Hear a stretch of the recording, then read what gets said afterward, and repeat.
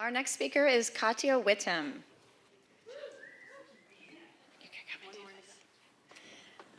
So the day after Upper Campus commencement, Katja will be departing for a month-long journey to watch the U.S. women's soccer team compete in the World Cup in France. When she returns, she will be headed to Catalina Island to be their summer season program manager. After that, she hopes to take her training in education and communication and work as an education director. I would be remiss if I did not also mention that Katja, I would say that you are an opera singer. Does that feel accurate? Yeah, sure. That's what I heard. That's what I heard at Catalina. So the title of Katja's presentation is The Grass is Always Greener, Understanding and Communicating Seagrass Ecosystem Awareness.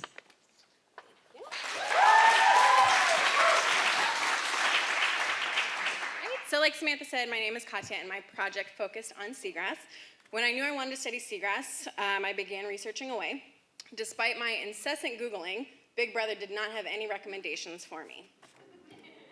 No ads for seagrass destinations, no sponsored seagrass tourism activities, not even a woven seagrass basket for purchase. If I, someone who was asking to be spammed with information about seagrass, wasn't receiving anything, how could the rest of the world? Let's back up a second to learn a little bit about these amazing ecosystems. Seagrasses are not seaweeds. They are angiosperms and they reproduce with flowers. They are only one of 2 marine plants that can do this.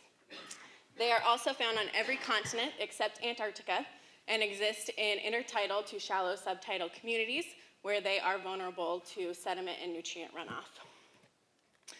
One species, Posidonia oceanica, is thought to be the oldest plant at 200,000 years old. They also provide numerous ecosystem services. One of the most impressive is their ability to store carbon. Although they only occupy 0.1% of the ocean floor, it's thought that they can store about 11% of the ocean's carbon.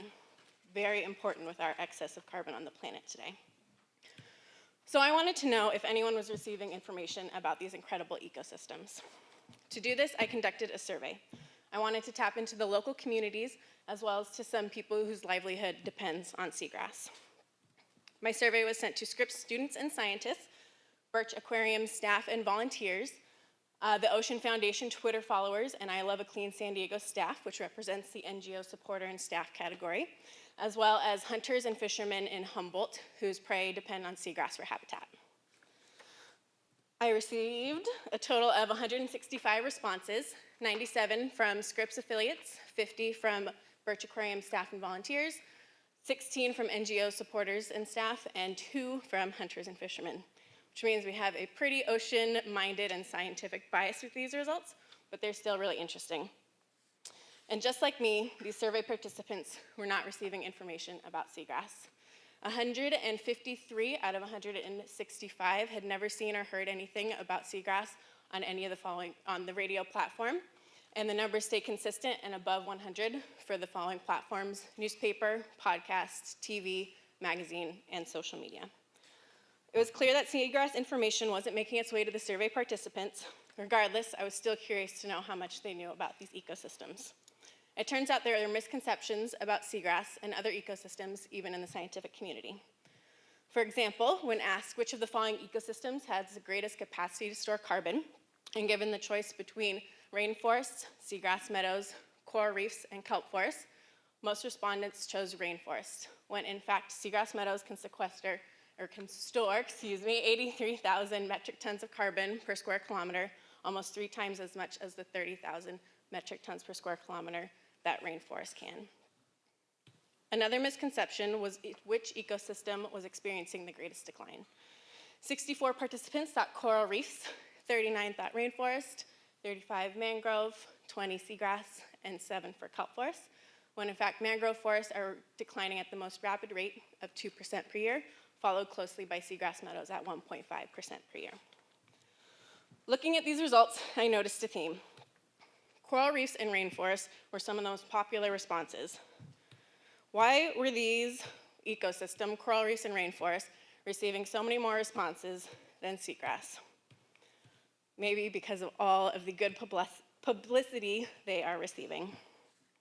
In fact, coral reefs had over twice as many Google search results as seagrass did, and rainforests had over 10 times as many. And whereas with coral reefs and rainforests, people were searching about their biology and threats, with seagrasses, everyone was more interested in furniture. To address this and increase public awareness of these ecosystems, I decided to create a film to describe these ecosystems and highlight some of the local seagrass here in San Diego.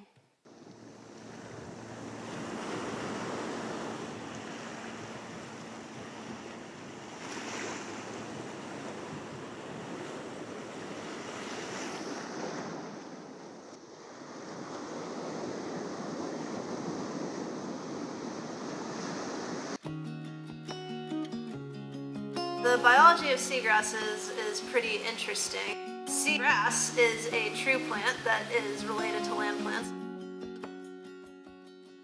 It's pretty fun to see an exclusively terrestrial thing happen underwater. It reproduces with seeds and flowers instead of with spores the way algae do, and the pollen is moved through the water column by the current, and they're found on every continent except Antarctica. Seagrasses provide all kinds of different ecosystem services. It's why seagrasses are considered one of the most economically valuable marine resources. They're habitat for a lot of the fish and the invertebrates we like to eat, things like lobsters, for example. They're also food for things we like to look at, like dugongs and sea turtles and Canada geese.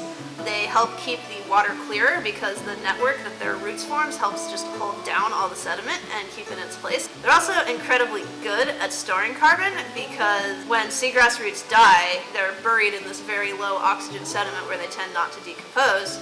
And it's estimated that on a per area basis, seagrasses are 3 times as good at locking up carbon as your average tropical rainforest is.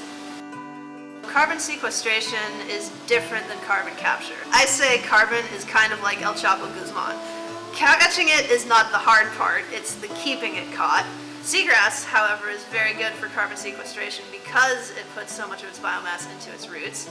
And then when those roots die, they're in anoxic sediments and they tend not to decompose, which is one of the more effective means of carbon sequestration we have.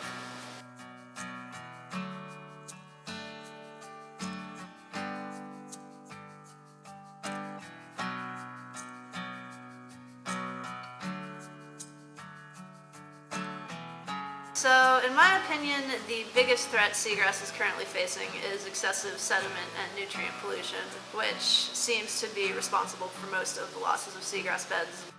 To protect bay-bound seagrasses on the California coast, you have to reduce nutrient runoff and sedimentation. They need light to photosynthesize, and they need area to reproduce and to grow. We should go through the effort of making our waterways as clean as we possibly can. So the current global status of seagrass is unfortunately an environmental crisis, and seagrass beds are declining around the world. And unfortunately there's not a lot of awareness about it. The lack of public awareness of seagrasses in California, I think, stems a lot from the lack of large herbivores that eat seagrass in California. In places like Florida and in Australia, you have manatees and dugongs and turtles that feed directly on the seagrass, and those are big, charismatic animals that people care about.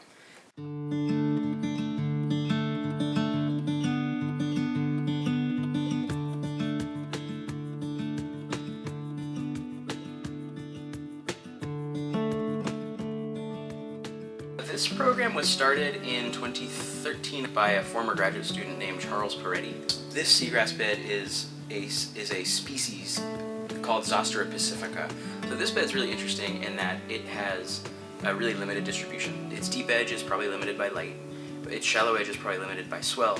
But the other two sides of this vaguely rectangular bed just basically end along the contour of the La Jolla Canyon. What we do when we're down there is do a seasonal survey of chute density and chute height. It's been fun to get out into the system and just see the processes that are happening.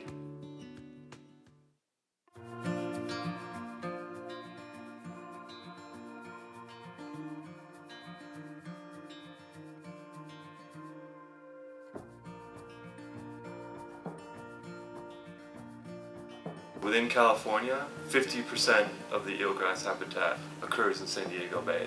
Although it's been a persistent resource, it's quite dynamic. So since we've been monitoring it in the 90s, it's actually wavered between about 1,000 to 2,000 acres. So far, we've mainly just monitored its distribution. Where does it occur?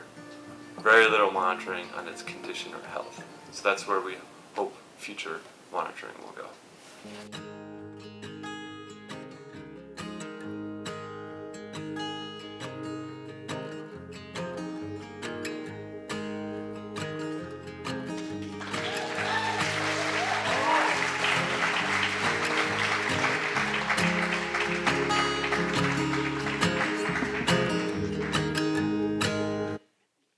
I concluded that increasing public awareness is the first step to protecting seagrass ecosystems, but I wanted to know how to increase awareness most effectively. So I asked my survey participants where they go to get environmental news. Since most were scientists and students, the most popular response was scientific journals, which I have a feeling would not be the case for the general public, so I decided to focus on the next two most popular platforms, Google and social media. From these results, it seems that increasing social media posts and search engine optimization regarding seagrass information will help increase seagrass awareness and promote ecosystem conservation. Unfortunately, we just missed a great opportunity for a seagrass social media campaign in March for Seagrass Awareness Month, but you can mark your calendars for next year. And I'm happy to say that some of my footage was used by Scripps Institution of Oceanography as their World Oceans Day Instagram post this last Saturday. Additional clips and film footage will be used by various organizations to hopefully spread awareness, which these ecosystems so desperately deserve. I'd quickly like to thank my committee, Dr. Jen Smith, Dr. Nate Dappin, and Dr. Jenny Brandon, as well as my wonderful PhD mentor, Summer Webb, and finally my family, which includes this incredible MBC cohort.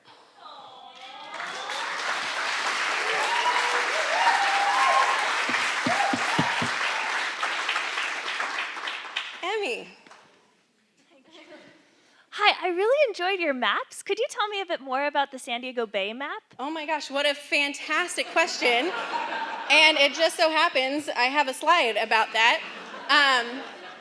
Yes, so I created the map in the film in ArcGIS. I used some data and shape files provided by NOAA Fisheries and used the intersect tool to create this habitat change that you see in the map.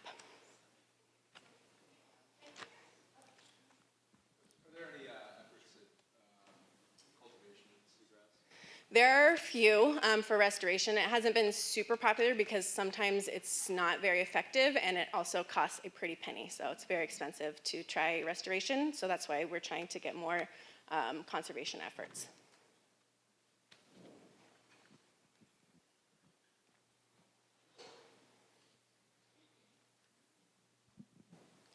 Excellent talk. It looks like on your map that there's mostly habitat gain happening, and I was just wondering if anybody's looking at why this region is doing so well compared to the global decline.